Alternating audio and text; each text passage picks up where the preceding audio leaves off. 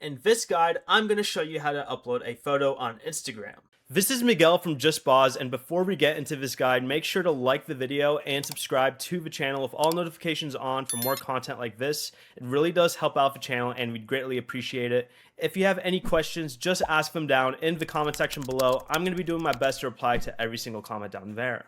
First, go ahead and open Instagram and tap the plus icon from the home screen or your profile and select post.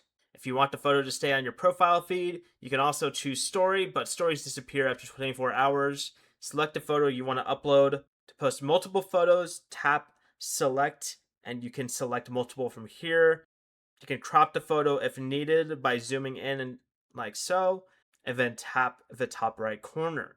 Use the editing tools to add filters, text, audio, overlays, or other adjustments, and when you're finished, tap next. On the final screen, add a caption and choose any additional options such as tagging people, adding a location, selecting an audience, tagging products, or adding music. And once everything is ready, tap share at the bottom and the photo will then appear on your Instagram profile.